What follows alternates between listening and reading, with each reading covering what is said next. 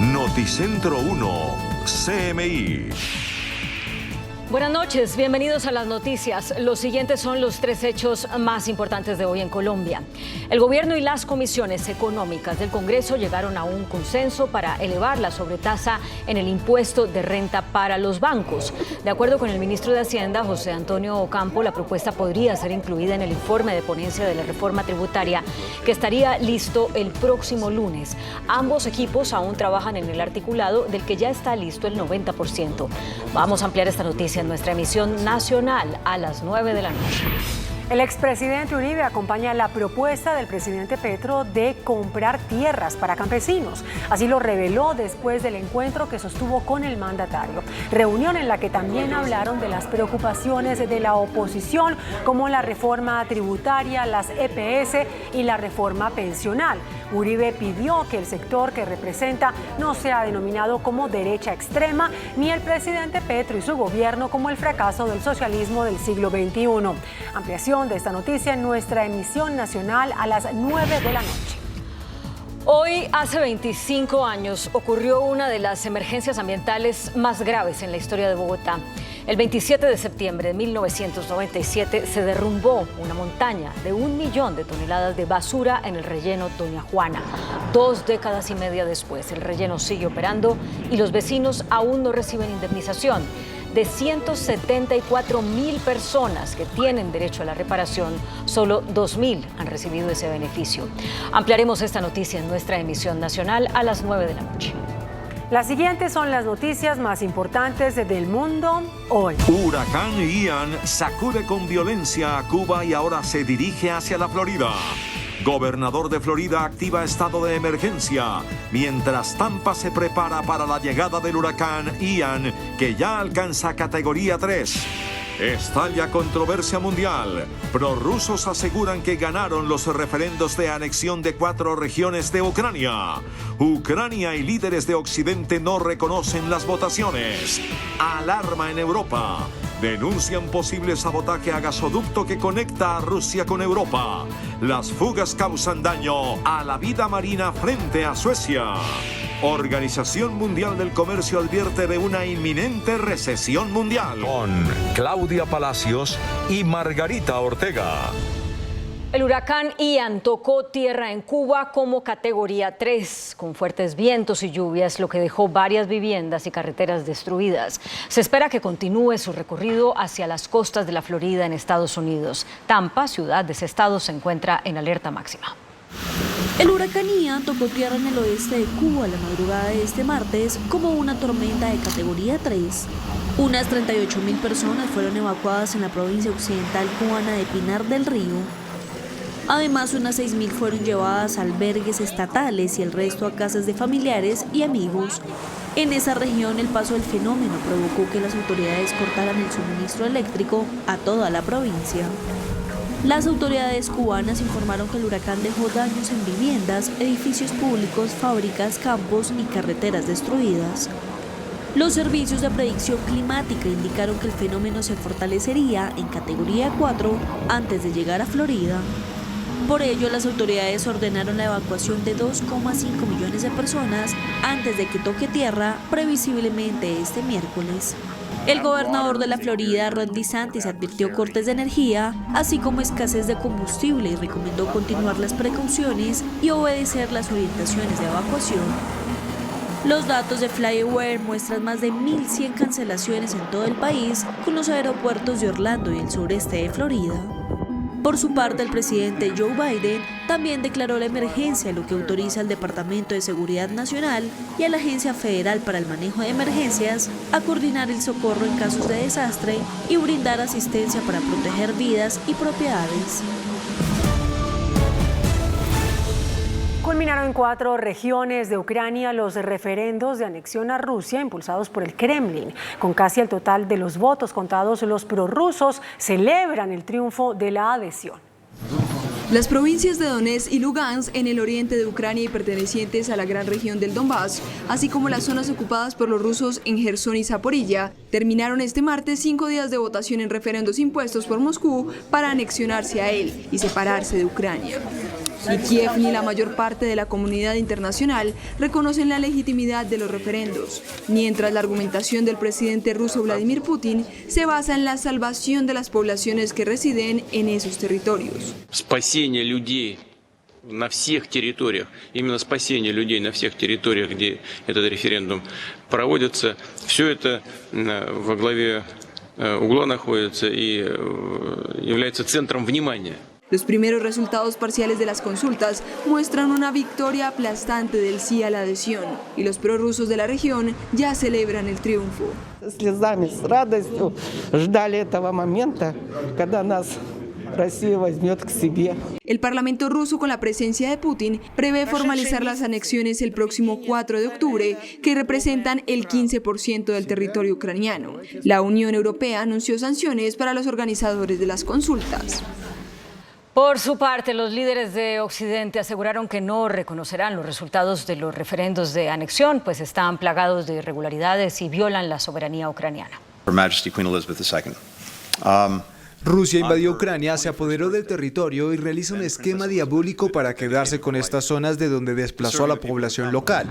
Con esta dura advertencia, el jefe de la diplomacia estadounidense, Antony Blinken, aseguró que Estados Unidos y sus aliados nunca reconocerán los referendos de anexión en 4 provincias ucranianas, en las cuales Moscú busca consolidar su tenue influencia. Para Jens Stoltenberg, el secretario general de la OTAN, los referendos de anexión a Rusia de 4 regiones del sur y este de Ucrania son una farsa y una violación flagrante del derecho internacional. La ONU, por su parte, consideró que las votaciones realizadas durante los pasados 5 días no pueden considerarse una expresión genuina de la voluntad popular. El presidente ucraniano Volodymyr Zelensky condenó cualquier posibilidad de reconocimiento de los referendos y advirtió que si Rusia se anexiona a estos territorios ocupados, no habrá nada que hablar con su homólogo ruso Vladimir Putin. 3 grandes fugas provenientes de los gasoductos Nord Stream 1 y 2 en el mar Báltico se hicieron evidentes en la superficie debido a sus enormes burbujeos de hasta 1 kilómetro de diámetro, lo que pone en alerta a Europa y apunta a un sabotaje. Dinamarca ya declaró la emergencia energética por la fuga de gas.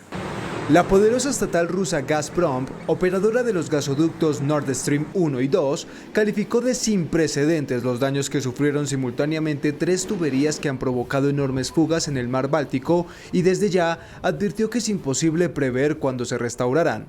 Un anuncio que pone en jaque el abastecimiento de gas de la Unión Europea y que llega tras la alerta emitida por Dinamarca y Suecia por los burbujeos de hasta 1 kilómetro de diámetro que podían observarse desde el aire por estas fugas, que llevaron a la Dirección General de Energía de Dinamarca a declarar la emergencia en los sectores eléctrico y gasístico para aumentar la seguridad de todas las instalaciones ligadas a estas áreas. Para las autoridades danesas, la rotura de las tuberías ocurre rara vez y la atribuyeron a actos deliberados, posiblemente por explosiones, que hacen necesario asegurar la vigilancia minuciosa.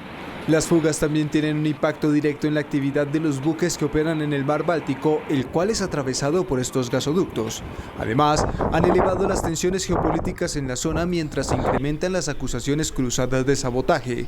Alemania, por ejemplo, apunta a un ataque intencionado, mientras Rusia asegura estar muy alarmada y no descarta ninguna versión sobre las causas de lo sucedido. En un polémico mensaje, el patriarca ortodoxo ruso Kirill abogó por la movilización espiritual de los ciudadanos rusos, a quienes insta a ir a luchar en Ucrania. Afirmó que aquellos rusos que sacrifican su vida en el campo de batalla en Ucrania lavan todos sus pecados. И одновременно церковь осознает, что если кто-то, движимый чувством долга, необходимостью исполнить свою присягу, остается верным своему призванию и идет исполнять то, что его долг ему велит, и если в исполнении этого долга человек погибает, то он, несомненно, совершает деяние, равносильное жертве. Он себя приносит в жертву за других. El Banco Mundial rebajó su previsión de crecimiento del PIB de China, que según las previsiones dejará de ser la locomotora económica de Asia por primera vez desde 1990. La institución financiera redujo del 5% al 2,8% el crecimiento de la segunda economía del planeta, que enfrenta las consecuencias de su radical estrategia para contener el avance del coronavirus, sumada a la debilidad del sector inmobiliario.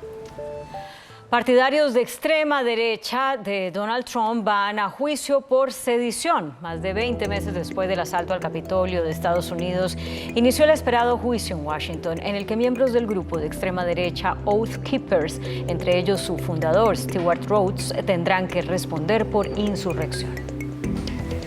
Pese a que la represión ya deja más de 70 muertos, las autoridades iraníes se mantienen firmes en su estrategia para ahogar por la fuerza el estallido provocado tras la muerte de una mujer a manos de la policía por no llevar su velo. Para los dirigentes iraníes, los manifestantes son alborotadores que deben ser violentamente reprimidos por la policía antidisturbios y las fuerzas de seguridad. La ONU denunció que las fuerzas oficiales han usado municiones reales contra ciudadanos desarmados. Miles de japoneses y delegados extranjeros se congregaron en Tokio para honrar al asesinado ex primer ministro Shinzo Abe en un funeral de Estado que desató polémicas y protestas.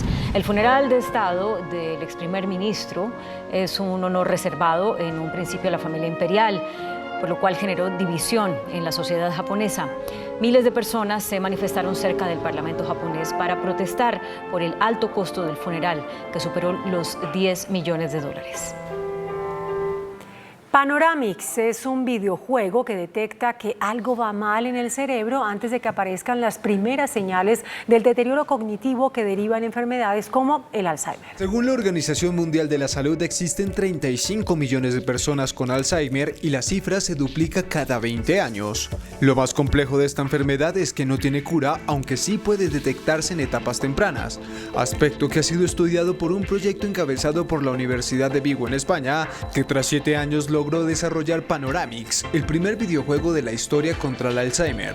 Se trata de un sistema aparentemente sencillo, pero que es capaz de detectar en solo 40 minutos esas primeras señales ocultas del deterioro cognitivo que están ahí mucho antes de que aparezcan los síntomas. Panoramix está compuesto por 7 juegos que evalúan diferentes partes de la memoria y este puede utilizarse en dispositivos móviles y el usuario ni siquiera percibe que está siendo evaluado. Muy buenas noches. Segunda parte de la entrevista con la señora alcaldesa de Bogotá, doctora Claudia López. En el programa de anoche terminamos con la pregunta que no alcanzó a responder. ¿Qué va a pasar el año entrante, señora alcaldesa? Gracias por continuar aquí con el pico y placa. Apreciado Yamit, en diciembre te digo con certeza qué va a pasar. Y no es por evadirte la pregunta, sino porque estamos haciendo una evaluación técnica muy rigurosa con el BID, con el Banco Mundial, con la CAF, con expertos en transporte. ¿Pero cuáles son las opciones? No, hay muchas opciones. Seguir con las mismas medidas, cambiar el pico y placa. Por ejemplo, podríamos rotar las placas, podríamos rotar los días. Si dejamos la misma tarifa de pico y placa solidario, si la quitamos o si la subimos. Si complementamos con otros cargos por congestión. Si seguimos dejando totalmente gratuito el carro compartido, a cambio de que carro compartido sin pico y placa, o si incorporamos algún otro incentivo. O sea, realmente hay que analizar muchas variables para buscar cómo le optimizamos la vida, el tráfico, la fluidez, la mejor velocidad, la mejor seguridad vial a todos los bogotanos. El pico y placa actual, señora alcaldesa, ha supuesto que del parque automotor privado que hay en Bogotá, ¿cuánto se queda guardado y cuánto transita? Pues el pico y placa diariamente logra en promedio sacar más o menos un tercio de los vehículos del día, más o menos. Las diferentes medidas logran eso. ¿Cuánto? Más o menos un tercio de los carros que saldrían dejan de salir por la combinación de las diferentes medidas. Pico y placa, cargo por congestión, carro compartido, más o menos. ¿Y la idea es mantener eso?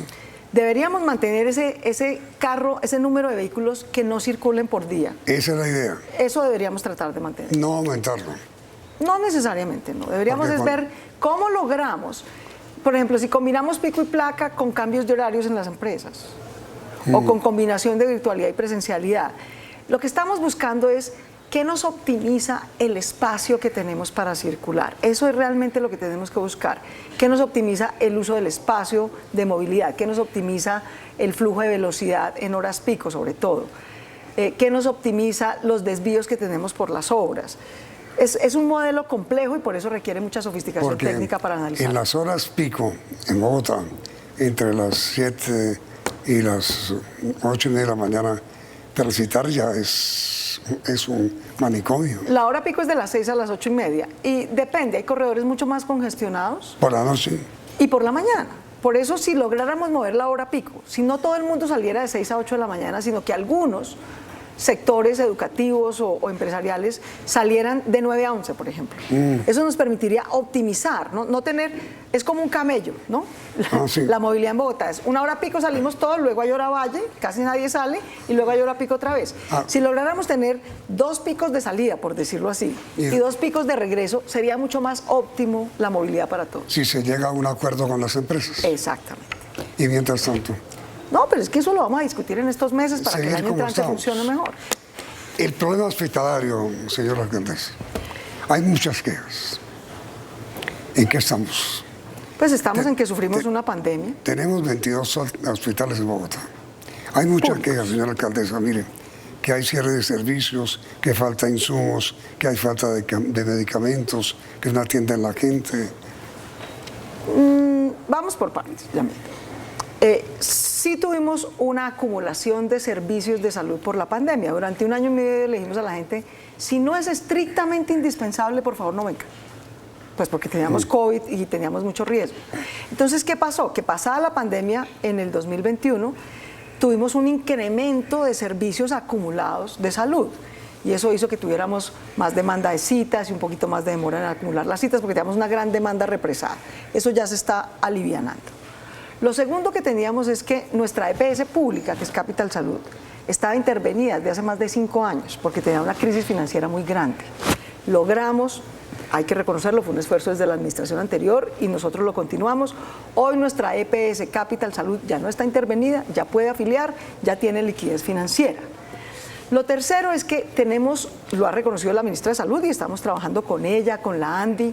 Desde este año hemos tenido desabastecimiento nacional, no solo en Bogotá, de algunos medicamentos. Entonces estamos trabajando con el Ministerio de Salud para cerrar ese déficit de medicamentos que no hemos tenido. Y pues estamos, digamos, construyendo más infraestructura que necesitamos. Bogotá está construyendo hoy 7 hospitales y 20 centros de salud, con lo cual vamos a poder atender mejor a la gente, más cerquita a su casa, citas más pronto, que no haya, digamos, acumulación de citas, que seamos más oportunos. Y otra cosa muy importante que retomamos nosotros, la había hecho el alcalde Petro en su momento, la dejó de hacer el alcalde Peñalosa y fue una decisión en nuestra opinión equivocada, que es volver a hacer salud a su hogar.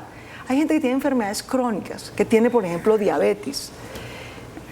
Sabemos que tiene que venir una vez al mes por la misma insulina, por el mismo medicamento. Es mucho más fácil llevárselo a su casa que hacerlo venir a un centro hospitalario. La veo, señora alcaldesa, muy de acuerdo con la política, el principio que ha expuesto la señora ministra de Salud. Pues sí, en esto de salud a su hogar yo estoy completamente de acuerdo con ella, eso, pero además no solamente con ella y con el presidente, sino que los indicadores lo demuestran. Cuando el alcalde Peñalosa decidió acabar el programa de salud a su hogar, que les llevaba atención médica, medicamentos a personas humildes a su casa, la pobreza multidimensional en Bogotá subió 3 puntos. Porque la mala calidad en la prestación de la salud empobreció a la gente. Cuando nosotros, en la mitad de la pandemia, volvimos a hacer atención domiciliaria al hogar, a gente adulta mayor, a gente con enfermedades crónicas, a mamás que las podemos atender mejor en control prenatal en su casa que haciéndolas venir a un centro hospitalario, bajamos en pobreza multidimensional porque mejoró la calidad de la salud. ¿Usted es partidaria, como lo es la señora ministra de Salud, de revisar la ley 100 y marchitar las EPS? Yo soy partidaria de revisar la ley 100, sí. Creo que se deben revisar las EPS públicas y privadas, sí. Pero no acabarlas, no marchitarlas. Yo no utilizaría esa palabra. Yo te diría lo siguiente, es mi experiencia como alcaldesa estos 2 años y medio. Te lo voy a simplificar de esta manera. Las secretarías de salud pública, por lo menos en el caso de Bogotá, tenemos mejores habilidades y capacidades para hacer salud preventiva. ¿Sí? Nos va mejor preveniendo que curando. Sí. ¿Sí? Y somos más hábiles en hacer eso. Tenemos mejores incentivos. Las EPS privadas, aseguradoras privadas, en cambio, tienen curativas. mejores habilidades e incentivos para curar en vez de prevenir. Entonces yo creo que hay que especializar a cada quien en lo que sabe hacer mejor. Yo creo que la parte de la UPC que hace salud pública preventiva deberían dárnoslos a los públicos, que somos mejores para eso, y no a los privados. Y ver cómo compartimos mejores sinergias en lo curativo. Pero yo no creo que se trate de marchitar. Aquí Bogotá y Colombia llevan más de 20 años invirtiendo en mejorar el sistema de salud. Hoy, con todas las críticas que hay merecidas, que hay una intermediación a veces costosa e inútil, es cierto. A veces burocrática y que se puede mejorar, es cierto. Que hay corrupción en lo público y en lo privado, y eso toca sancionarlo, no en Bogotá afortunadamente, pero en otros casos ocurre. Todo eso hay que ajustarlo y hay que mejorarlo, pero destruir lo que hemos mejorado entre públicos y privados en aseguramiento, en prestación de los servicios, en cobertura, no sería sensato. Destruir es muy fácil, construir es muy difícil. Entonces yo llamo a corregir, a mejorar, pero no a destruir. Ahora, alcaldesa, como estamos repasando, ¿en qué va la nueva ley de seguridad? ¿Cómo está funcionando en Bogotá? Ay, ya ves, ese es nuestro gran dolor de cabeza. Yo sé. Entonces, a ver, hablemos del tema de seguridad. Entonces, en seguridad estamos muy regular.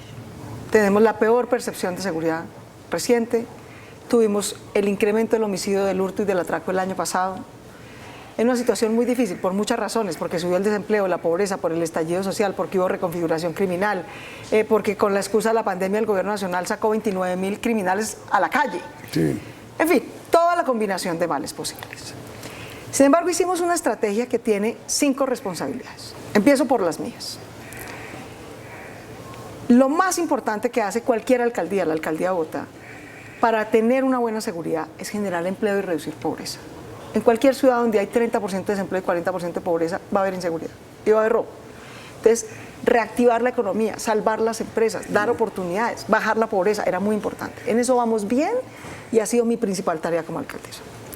Lo segundo es trabajar con la policía metropolitana, en mejorar frentes de seguridad, poner cámaras, bajar el hurto. Le pusimos un comando especial de policía Transmilenio, que era un sitio donde todavía hay mucho hurto, pero hemos logrado bajar el hurto en Transmilenio. En esa parte yo creo que todavía tenemos muchos desafíos, pero vamos mejorando. Y esas 2 cosas dependen mucho de la alcaldía, aquí las estamos frente. Sí. Hay una tercera que ya no depende tanto de la alcaldía ni de la policía de Bogotá, sino de la Policía Nacional, que es el combate al crimen organizado, a los grandes narcotraficantes. Ahí tenemos un dolor de cabeza monumental.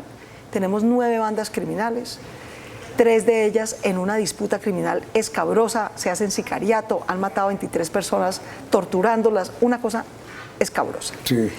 Ahí necesitamos mucho más apoyo del gobierno nacional. En el tema de la ley de seguridad ciudadana, o sea, el eslabón de la justicia. No, pero perdón, antes de pasar al siguiente tema sobre la justicia. En Bogotá viven hoy más o menos 500.000 de venezolanos. Sí, señor. ¿Hasta dónde el origen está ahí en la cantidad de venezolanos? No podemos culpar a los migrantes venezolanos humildes huyendo de una dictadura y del hambre, de la inseguridad en Bogotá. Es cierto que hay algunos venezolanos desproporcionadamente robando, sí, desproporcionadamente atracando. Pero también es cierto que hay bogotanos mayoritariamente, pero también es cierto que está una proporción desproporcionada de venezolanos siendo víctimas. Por ejemplo, esos sicarios están matando colombianos y venezolanos. Han matado 72 venezolanos en lo corrido del año en ese sicariato espantoso. Es una guerra de bandas. Es una guerra de bandas. Entonces este no es un problema de nacionalidad, sino de incentivos.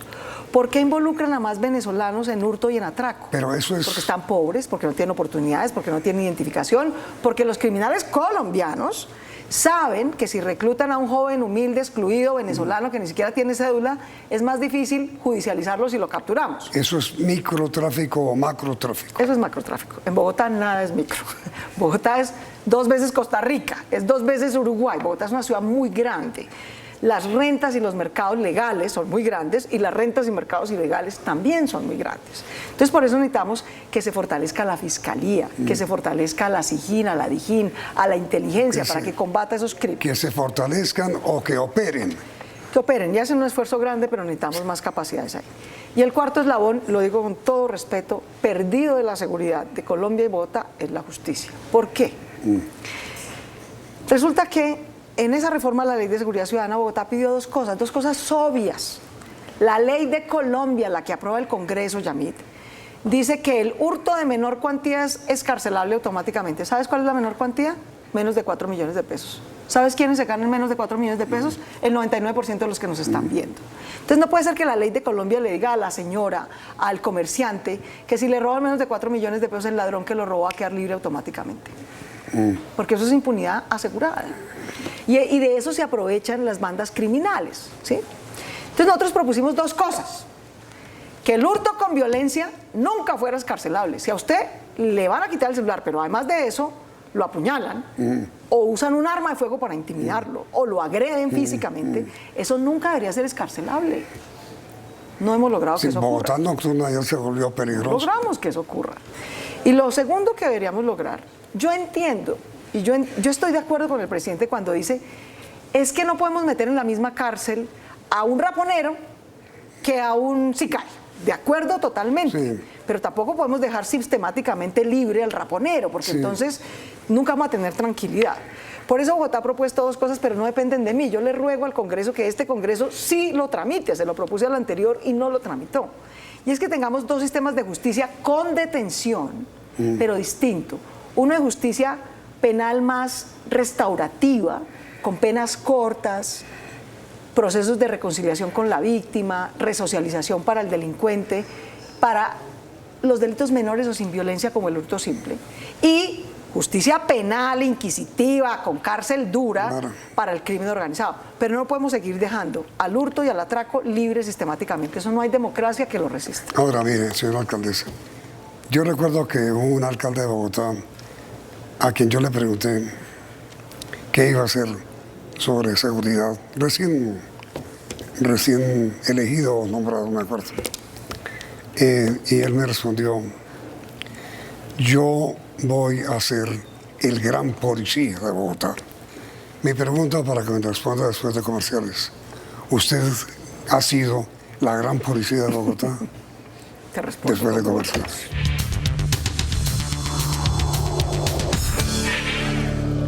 ¿Usted cree, señora alcaldesa, que ha sido la gran policía de Bogotá? Yo he sido la gran jefe de las funciones de policía y me da pena a veces reconocerlo, te digo por qué. Porque nadie como yo, por la pandemia, ha tenido que ejercer funciones de policía para decirle a los ciudadanos, se me quedan en la casa, no me salen en este horario. Los sectores económicos cierran de esta manera, los ciudadanos se mueven de esta manera, unos circulan, otros no circulan.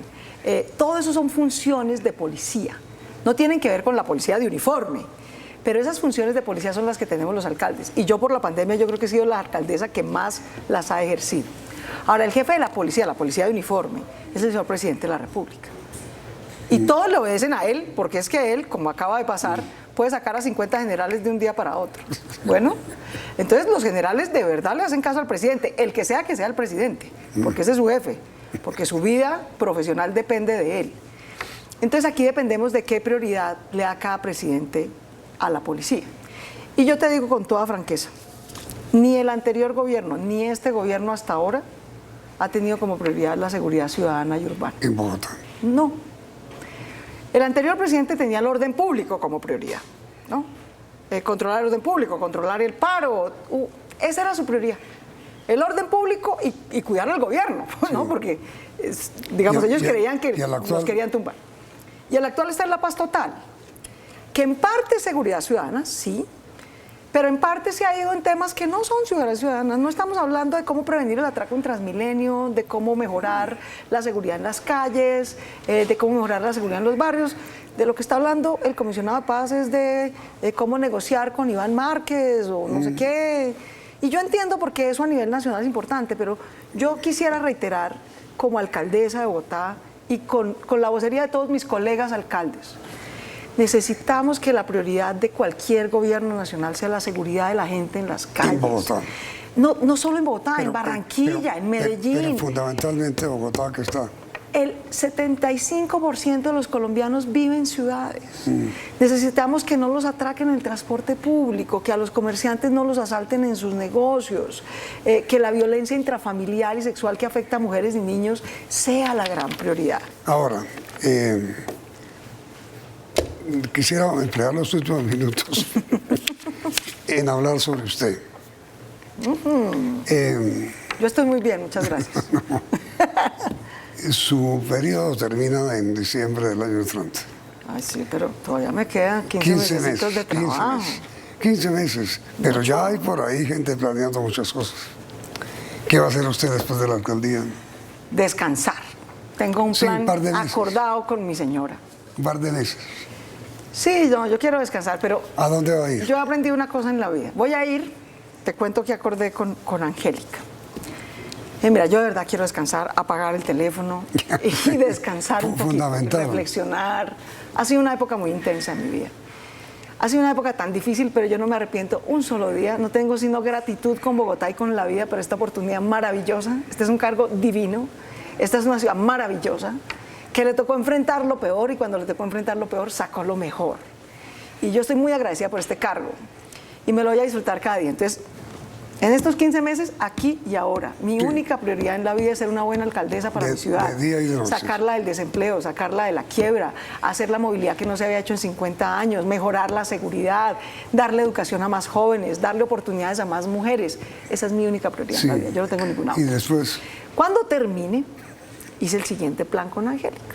Le dije, mira, hay 4 departamentos de Colombia que yo no conozco vergonzosamente. Te propongo que nos vayamos 2 meses a conocer esos 4 departamentos y sus parques nacionales. ¿Qué son cuáles? Voy a ir a Vaupés, Guainía, Bichada y Guaviare. Qué bueno. Voy a descansar, voy a reflexionar, voy a desconectarme de las redes y el teléfono. Vaya a Nuquí.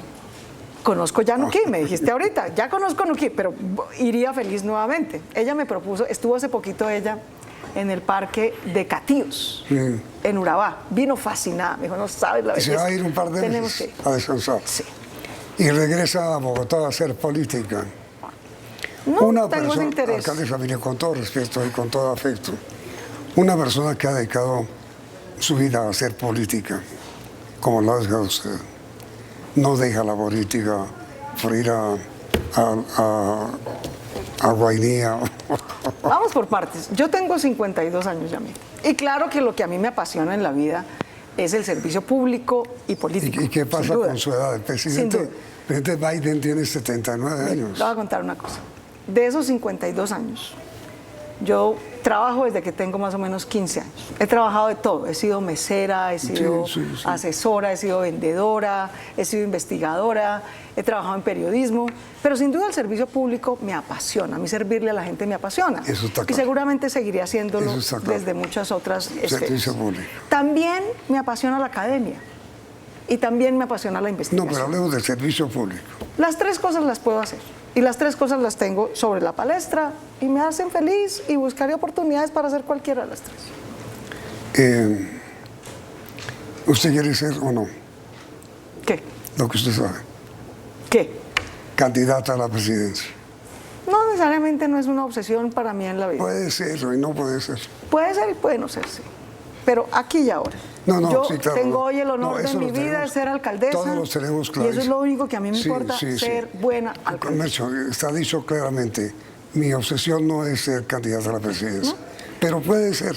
Puede ser, puede no ser. Ya hay 50 aspirando, ¿no? ¿A qué? A la candidatura presidencial. No, pues si la vez pasada hubo 50, parecía una rifa. Sí. Pues no sé si en su mente está, como consecuencia de su obra como alcaldesa, que creo que ha sido fantástica por lo que ha supuesto como transformación de Bogotá y por lo que supondrá como la nueva Bogotá, si se le mide a una nueva campaña electoral. En lo personal es difícil, te quiero decir. Esta vida es maravillosa desde el punto de vista de la contribución, pero también tiene un costo personal grande. Pero a usted le gusta. Pero más que me gusta, yo no es porque me guste o no, sí me gusta, claramente, como me gusta la academia y como me gusta la investigación. Pero mi punto es este, ¿qué me trajo a mí la política? Yo tenía 43 años cuando decidí venir a la política electoral. Le había oído toda mi vida. Desde que tenía 18 años me habían propuesto lanzarme algo y yo no había querido. A mí me trajo a la política una circunstancia personal, y es que entre un atentado de una persona que yo había denunciado por parapolítica y cáncer de seno que me dio, dije, carajo, me podría morir mañana, ¿qué me hace falta hacer en la vida? Y segundo, a mí a la política electoral me trajeron 3 cosas. Hacer la paz en Colombia, sacar a las FARC de la política, que pudiéramos renovar, que los protagonistas de la política fueran los jóvenes, las mujeres, el cambio, no los armados y las FARC. Vamos bien en ese propósito, vamos bien. Segundo, derrotar la corrupción, ¿no? Que es el atraco sistemático y abusivo sobre los bolsillos de los bogotanos y de los colombianos. En Bogotá, en la alcaldía, no hay corrupción, afortunadamente, con la excepción de Samuel Moreno. Bogotá ha tenido alcaldes decentes, de izquierda, derecha, de centro, pero decentes. Y eso se ve en la ciudad. Pero en el país hay mucha corrupción y ahí todavía tenemos un desafío grande. ¿Hemos mejorado? Yo creo que sí. Pero puedes creer que 11.600.000 colombianos votamos por 7 mandatos anticorrupción y el Congreso todavía no ha cumplido 3. Es increíble. Y en vez de bajarse el salario está pensando cómo se da más gabelas. O sea, de verdad es una cosa increíble. Entonces esa es una batalla que hay que continuar, desde donde esté, pero hay que continuar. Y la tercera cosa que me trajo a mí a la política fue construir una sociedad igualitaria, una ciudad donde las mujeres y los jóvenes seamos protagonistas, tengamos igualdad de oportunidades, tengamos educación, dependamos de nuestro talento, no del subsidio de un político. En la primera tarea vamos muy bien, en la segunda regular y en la tercera todavía tenemos una deuda enorme. Desde donde yo pueda contribuir a esos 3 propósitos de Colombia, lo voy a hacer, porque ese es el propósito. Lo demás es un medio, ¿no? Puede ser la academia, puede ser un servicio público, pero es un medio para 3 propósitos de país. Le anuncio que voy a contratar con el Centro Nacional de Consultoría mañana mismo una encuesta pensando a la gente de Bogotá. ¿En qué cree que vamos mal? ¿Y en qué cree que debemos mejorar? Pero hay que poner opciones. ¿En qué? ¿En qué cree que debemos mejorar? No, es que no puede... Póngale esa opción. Y bueno, y hacemos una lista de temas en los que la gente crea que debemos mejorar. Por ejemplo, ¿qué podríamos hacer más en seguridad para mejorar? ¿Qué nos sugiere la gente? En seguridad. ¿Qué podríamos hacer más para mejorar los ciudadanos y nosotros como alcaldía en movilidad? En salud. Y en educación. En obras. Y en empleo. 5 temas. Esos 5 temas. Maravilloso. Te prometo que lo hago. Eso, muy útil. Muchas gracias. Alcaldesa, muchas gracias. Muchas gracias. Mucha suerte. Muy querido, muy generoso.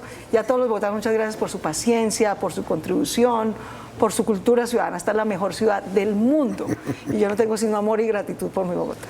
Alcaldesa, muchas gracias. Muchas gracias. Y a ustedes televidentes, igualmente, gracias por la sintonía. Y los esperamos mañana aquí en Noticentro 1. CMI. Noticentro 1, CMI. Cambios en reforma tributaria. Aumenta sobretasa a la renta para bancos. No todos los alimentos procesados quedarán gravados. Uribismo anuncia respaldo a política de tierras tras cumbre Uribe Petro. Ganaderos dispuestos a venderle tierras al Estado. Sociedad que maneja bienes decomisados a la mafia no sabe cuántos administra. Senador Alexander López pide intervenir todas las entidades públicas de Cali y revisar su contratación. Destituido e inhabilitado por 18 años exdirector de la Agencia de Infraestructura por caso Odebrecht. Aerolínea Wingo suspende vuelos a Venezuela. Consejo de Estado se opone a creación de corte electoral. Con estos carteles buscan a mujer que insultó a la vicepresidenta Francia Márquez. Senador llega a caballo al Congreso de la República. Extraña enfermedad ataca los corales en San Andrés. Con Claudia Palacios y Margarita Ortega. Iniciamos nuestra segunda hora de noticias. Está prácticamente lista la ponencia del proyecto de reforma tributaria que será radicada el lunes en el Congreso de la República. El ministro de Hacienda, José Antonio Campo, reveló que hay gran consenso para elevar la sobretasa a la renta para los bancos. Además, indicó que algunos alimentos procesados no serán gravados con impuestos. En un 90% tiene el gobierno y las comisiones económicas del Congreso lo que será el informe de ponencia de la reforma tributaria, que ya tiene varios acuerdos.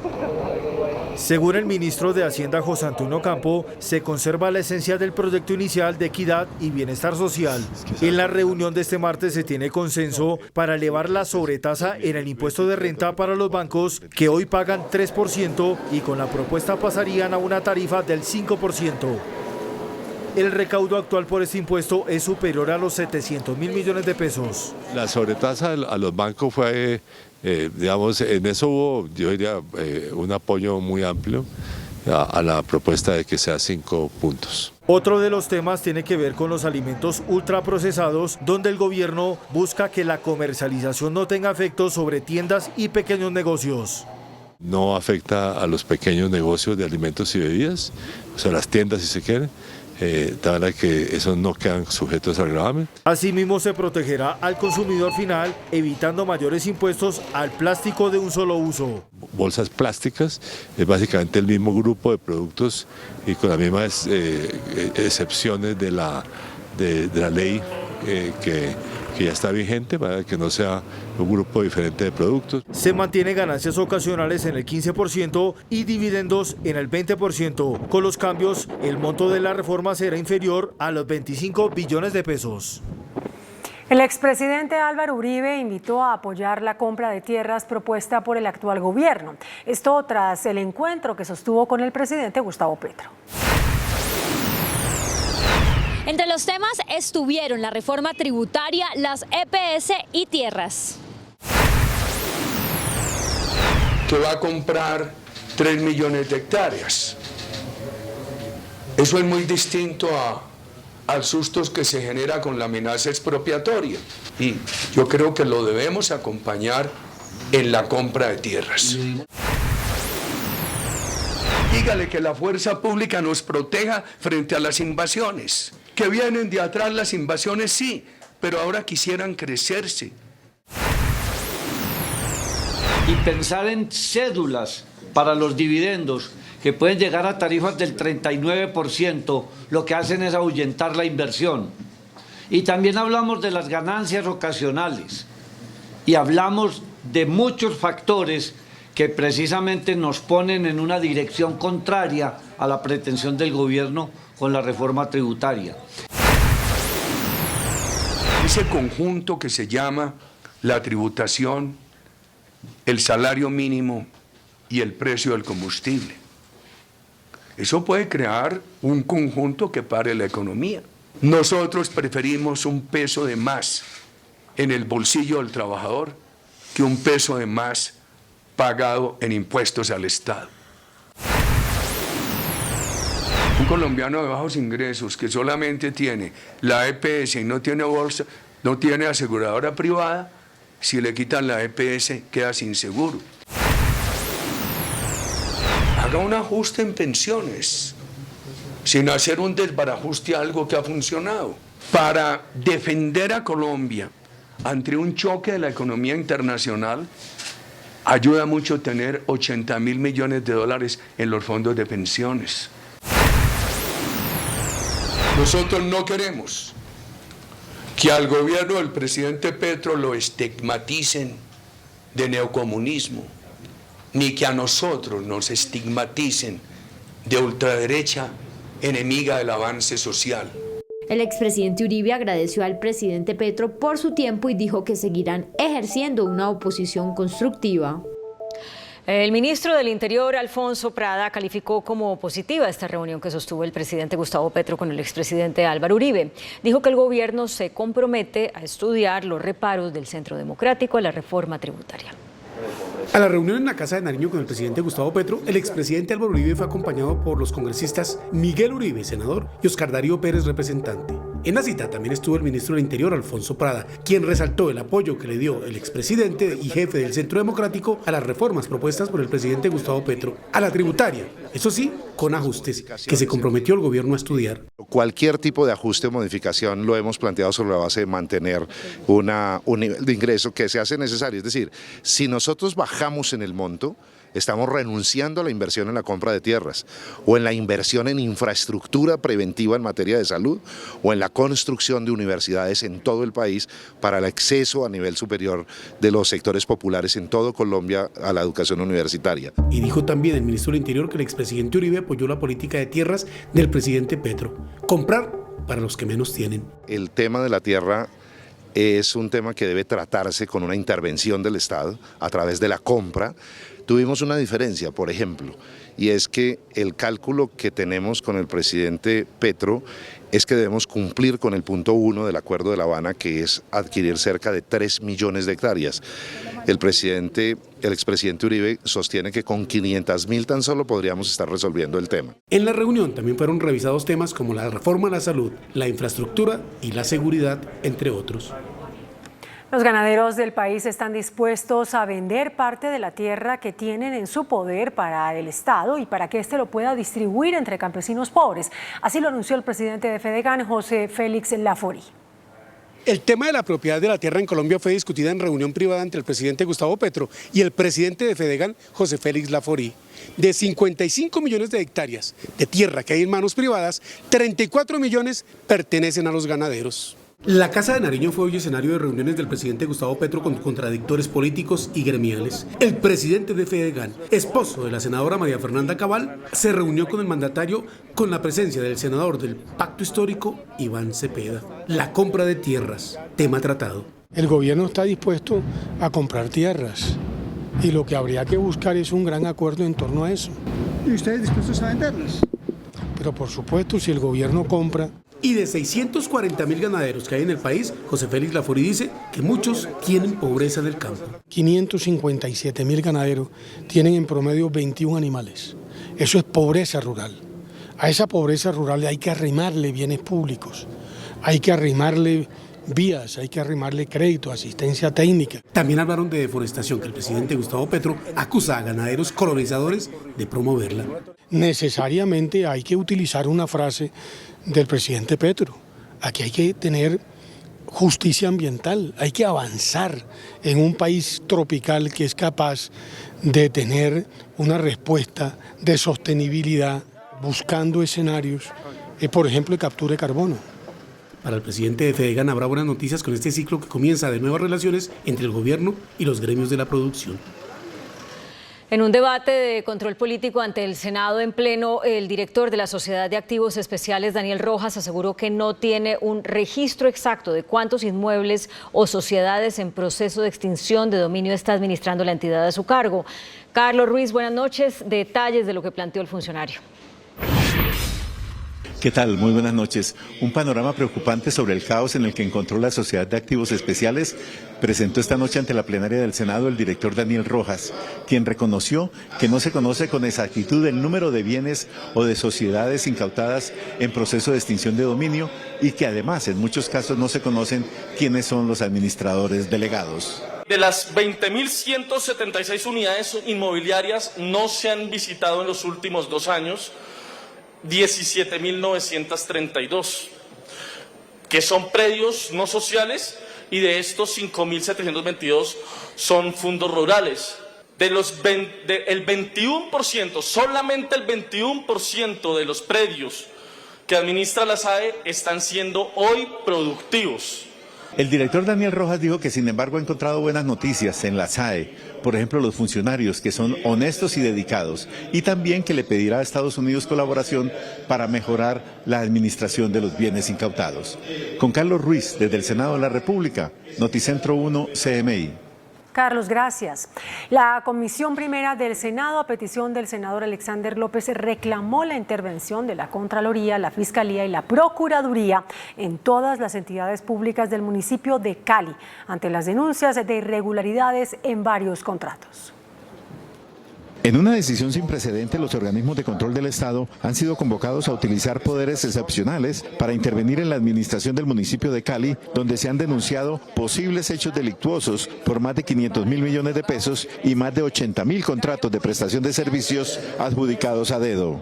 Los hechos de corrupción que han sido denunciados en los distintos medios de comunicación no se pueden quedar escondidos ni pueden ser olvidados por este país. Estamos exigiendo entonces desde la Comisión Primera con esta proposición que los responsables vayan a la cárcel y que además de eso sean recuperados los dineros. La intervención de los organismos de control será integral. Y la idea entonces es que la Contraloría, en su función excepcional que tiene, actúe y entre naturalmente a pedir todas estas pruebas y sancione, lo mismo la Fiscalía y lo mismo la Procuraduría. Es una intervención integral con todas las herramientas constitucionales que tienen los órganos de control. Este es un hecho sin precedentes que en concepto del senador López debe llevar a la inmediata renuncia del alcalde Ospina.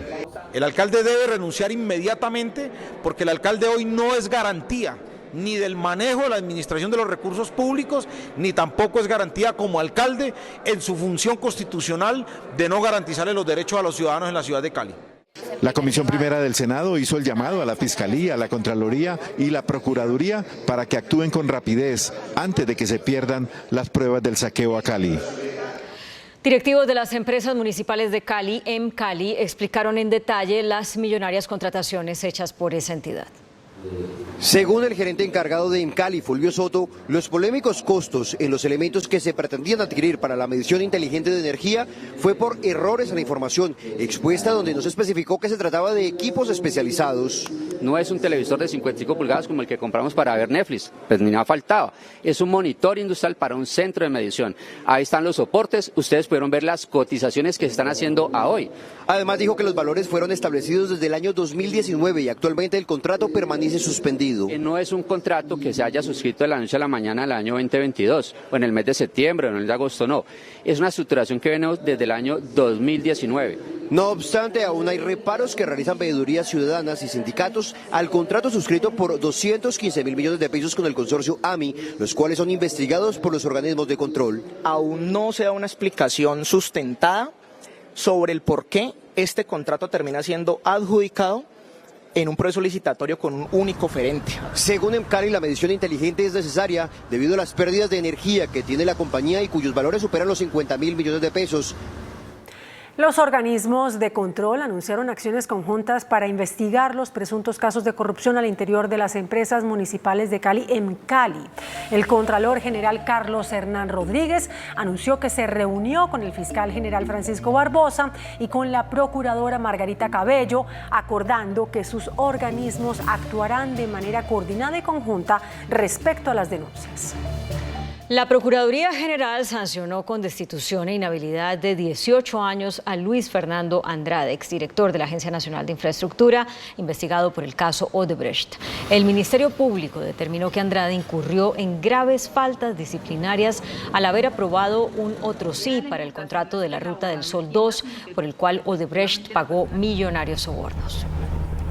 El defensor del pueblo, Carlos Camargo, hizo un llamado a los gobiernos de Colombia y Venezuela para que atiendan la situación de 1.200 menores de edad venezolanos que están bajo protección de bienestar familiar.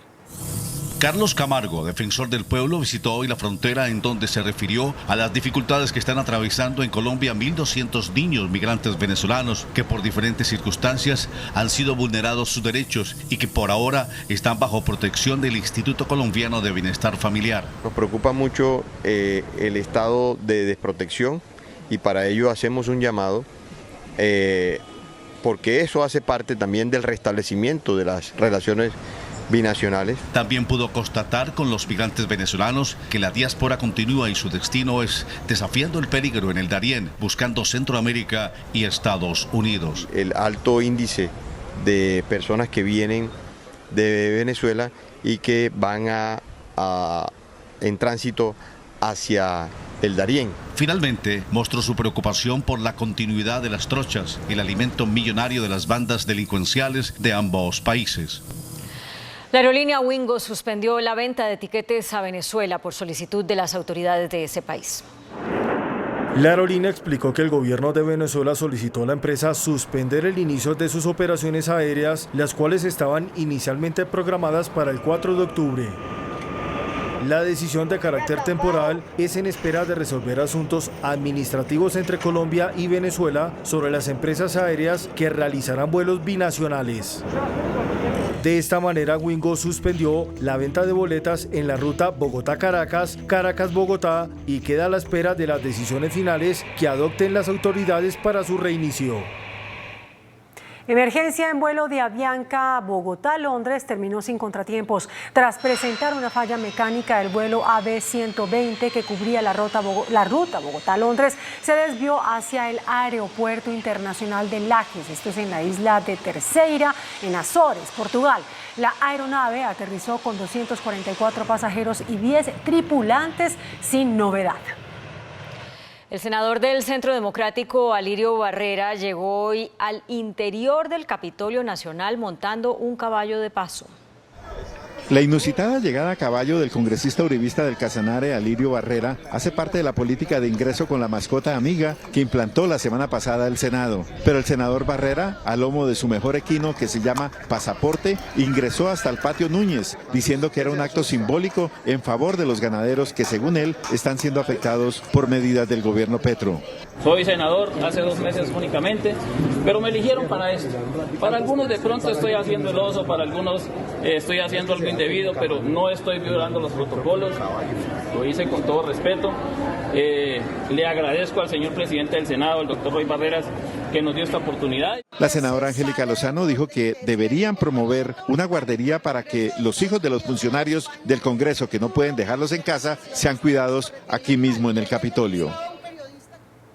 El destacado periodista Juan Gozaín se recupera en una clínica de Cartagena tras haber sido intervenido en Estados Unidos por problemas cardíacos. En la clínica Medihelp en el barrio Castillo Grande se encuentra hospitalizado el periodista y escritor Juan Gozaín desde el pasado 18 de septiembre. Así lo hizo saber el centro médico al informar que fue ingresado posterior a una intervención quirúrgica fuera del país por una afección cardíaca. Su estado en este momento es estable. La familia y el entorno de don Juan nos ha pedido que les hagamos saber a todas las personas interesadas que cualquier modificación que consideren significativa en su estado actual de salud será notificada en el momento en que ocurra. El director médico además señaló que se encuentra bajo todos los cuidados pertinentes para la situación clínica que está presentando. Con carteles, la policía comenzó la búsqueda de una mujer que durante las marchas contra la reforma tributaria insultó a la vicepresidenta Francia Márquez. Ahora simio, los simios gobernando. Cuando dices simio, ¿a quién te refieres? A Francia Márquez. Ah, ok. A Francia Márquez, es un simio. Por este video que se hizo viral en redes sociales, la policía publicó un cartel en el que pide identificar a la mujer que lanza insultos racistas a la vicepresidente Francia Márquez durante la marcha realizada ayer. La fiscalía también anunció una investigación penal e incluso el presidente Gustavo Petro rechazó los comentarios racistas. Este odio racista es irracional, es decir, se aleja de todo conocimiento racional humano, pero con él hacen política.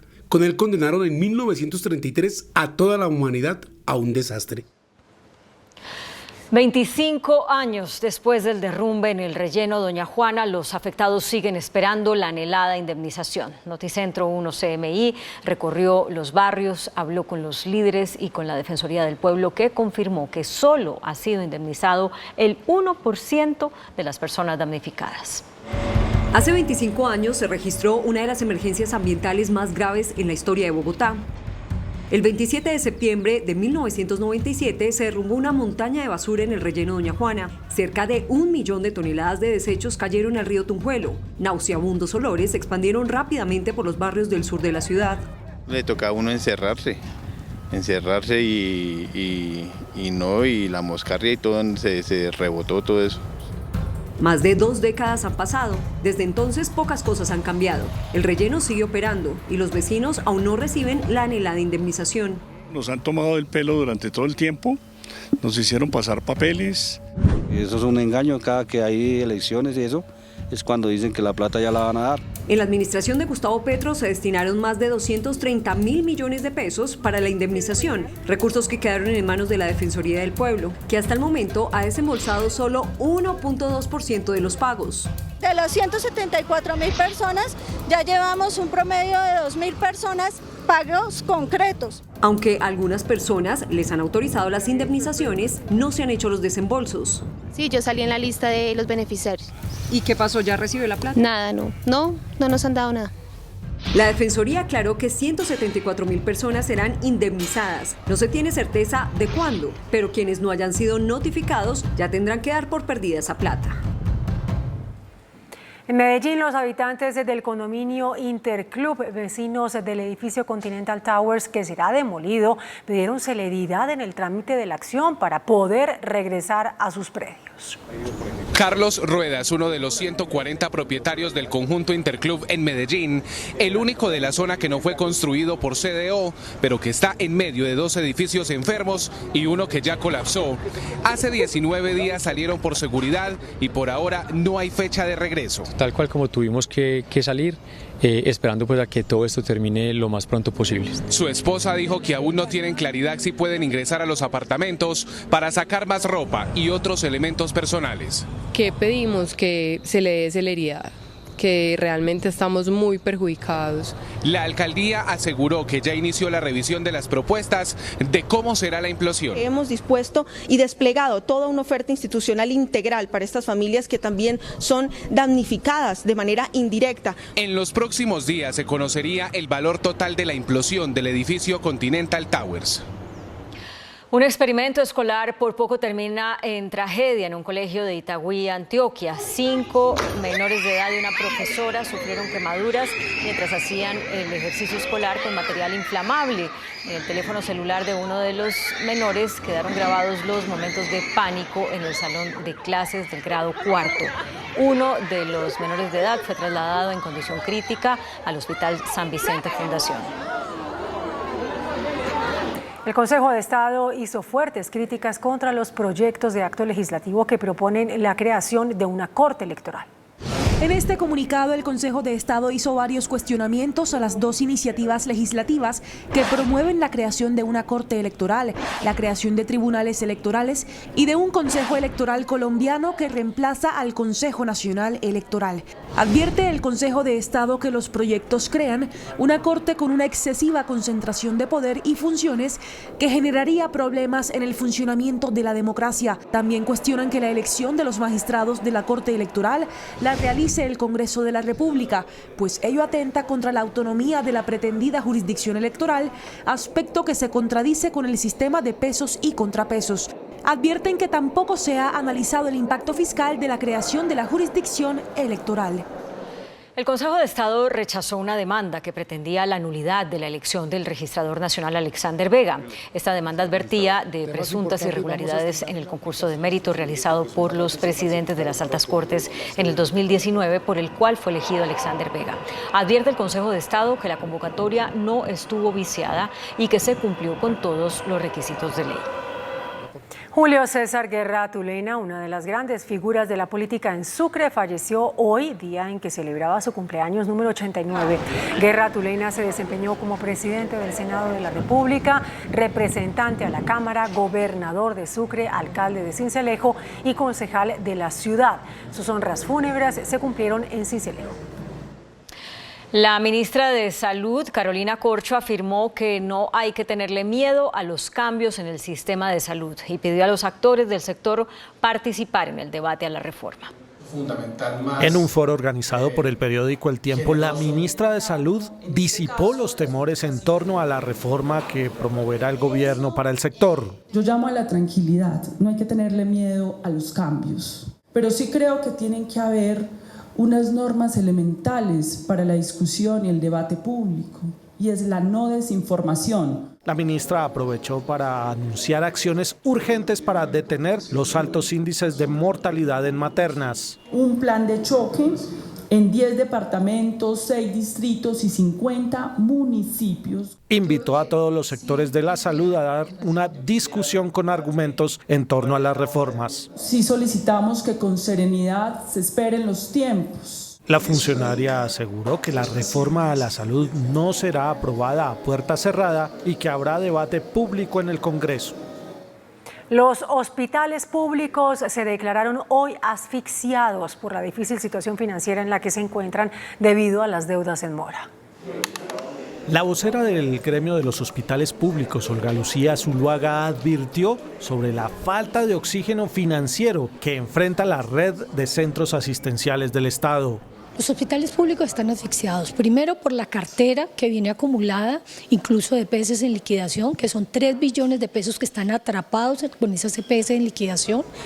2, la fragmentación que hay en la contratación, el incumplimiento incluso de la contratación mínima con el hospital público. La dirigente comparte la idea de la ministra de Salud en el sentido de que hay una crisis en el sistema. Yo diría que nosotros como sector hace mucho rato estamos en crisis. Según la Asociación de Empresas Sociales del Estado, 1 de cada 2 hospitales públicos tiene problemas financieros. En operativos realizados en la cárcel La Picota, el IMPEC encontró licores en grandes cantidades en pabellones de alta seguridad.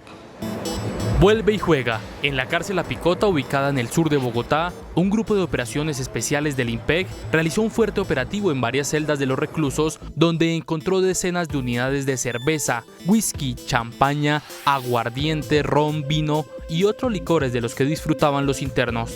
Además, encontraron televisores, estufas, freidoras, neveras, celulares, parlantes de sonido, cámaras, relojes, SIM card y dinero en efectivo. Se investiga cuántos dragoneantes de la institución tienen vínculo directo con el ingreso de todo el licor y los electrodomésticos que se encontraron. En Medellín, las autoridades capturaron a alias El Magíster, un estudiado criminal que lideraba la entrega de armamento a grupos terroristas.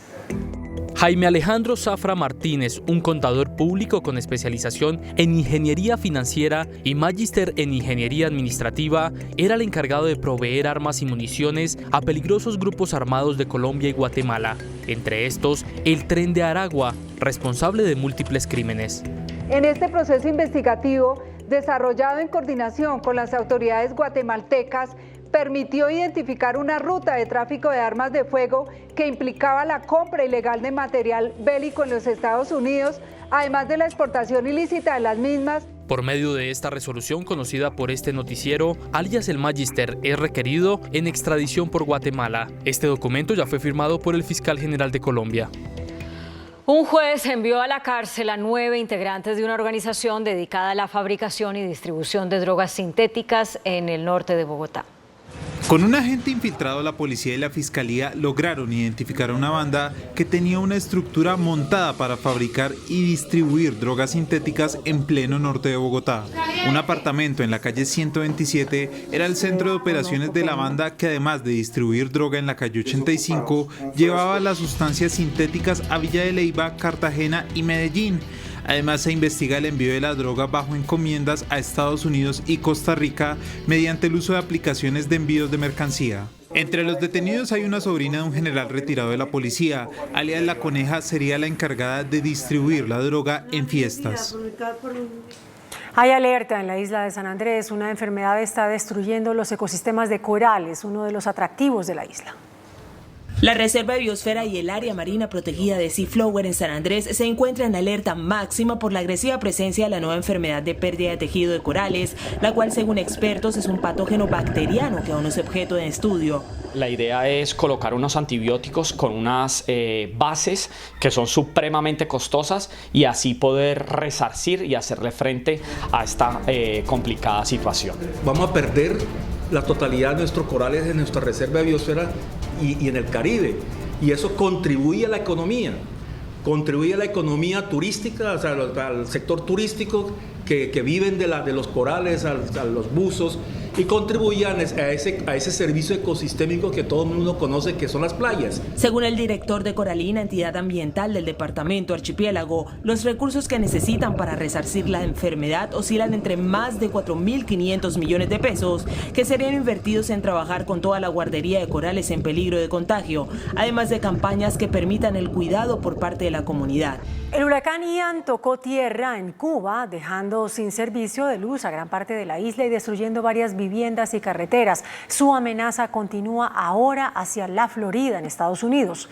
En 4 regiones de Ucrania culminaron los referendos de anexión a Rusia. Las noticias del mundo en Noticentro 1, CMI. El huracán Ian tocó tierra en el oeste de Cuba la madrugada de este martes como una tormenta de categoría 3. Las autoridades cubanas informaron que el huracán dejó daños en viviendas y carreteras destruidas. Se espera que el ciclón tropical continúe su recorrido hacia las costas de la Florida, Estados Unidos. Por ello, las autoridades ordenaron la evacuación de 2,5 millones de personas antes de que toque tierra. Las provincias de Donetsk y Lugansk en el oriente de Ucrania y pertenecientes a la gran región del Donbass, así como las zonas ocupadas por los rusos en Jersón y Zaporilla, terminaron 5 días de votación en referendos para anexionarse a Rusia y separarse de Ucrania. Los primeros resultados parciales de las consultas muestran una victoria aplastante del sí a la adhesión y los prorrusos de la región ya celebran el triunfo. 3 grandes fugas provenientes de los gasoductos Nord Stream 1 y 2 en el mar Báltico se hicieron evidentes en la superficie debido a sus enormes burbujeos de hasta 1 kilómetro de diámetro.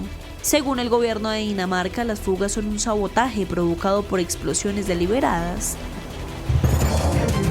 El presidente de la Asociación Colombiana de Minería, Juan Camilo Nariño, afirmó que la propuesta de reforma tributaria hace inviable la sostenibilidad del sector.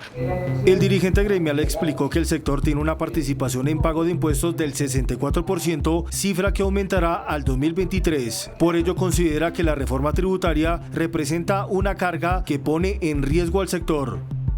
Reforma tributaria que de alguna forma se recarga en un solo sector económico, por supuesto hace y compromete la viabilidad de ese sector en el futuro y los aportes sociales, los aportes en materia de encadenamientos productivos. Nariño sostuvo que la confianza del sector estaría comprometida por las comparaciones del presidente Gustavo Petro del carbón con la cocaína. Esos anuncios no se compadecen con más de 250.000 familias que se levantan todos los días a trabajar por la industria del carbón en el país. Se hace un llamado a reconsiderar las propuestas en la reforma tributaria. El experto en negocios internacionales y filántropo inversor Iván Ans recomendó a Colombia fortalecer el modelo de inversiones para hacer frente a la crisis internacional. La coyuntura internacional obliga a mejorar los modelos de inversión, sobre todo en el mercado local.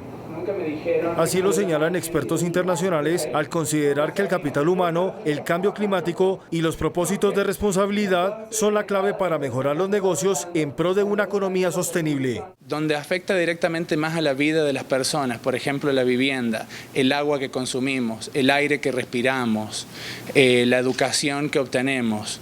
Más directo, no tan superficial como decir, bueno, yo hago una inversión verde y entonces porque una compañía está cuidando cómo ellos tratan el medio ambiente. Eso sería más una inversión verde.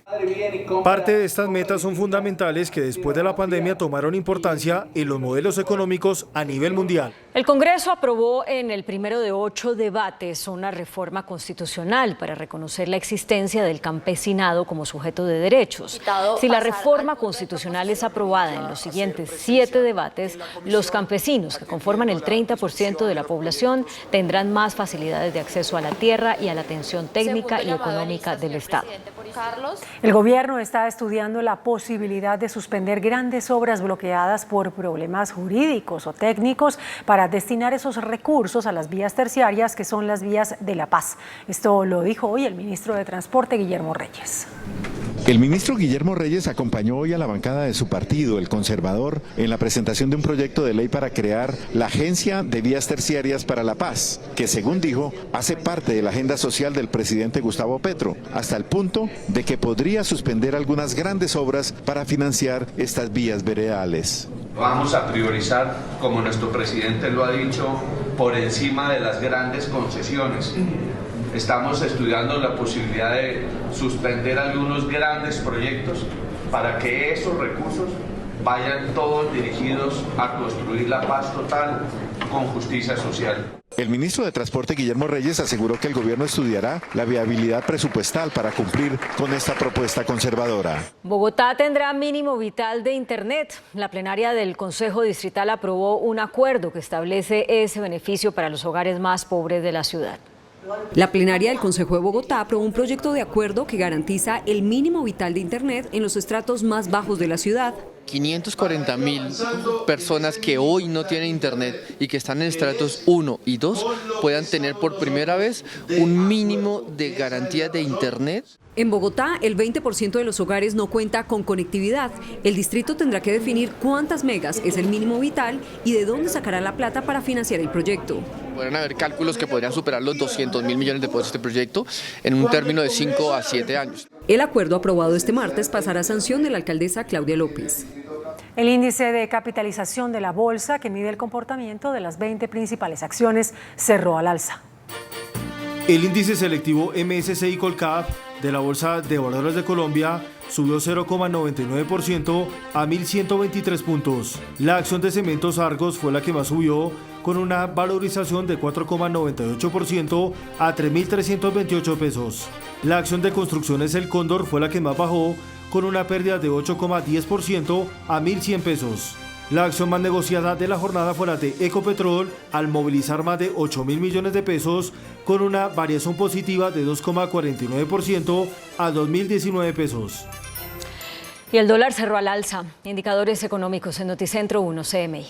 La tasa representativa del mercado que regirá para mañana miércoles será de 4.556 pesos con 42 centavos. Los profesionales del cambio compran la divisa en promedio en 4.280 pesos y la venden en 4.350 pesos. Un euro cuesta 4.368 pesos con 50 centavos. La libra de café en Nueva York se cotizó a $2 con 24 centavos. El azúcar se transó en 17,63 centavos de dólar la libra. El barril de petróleo WTI se cotizó en $78 con 41 centavos. La referencia Brent para Colombia se cotizó en $84 con 43 centavos. Una acción de Ecopetrol cuesta 2.019 pesos.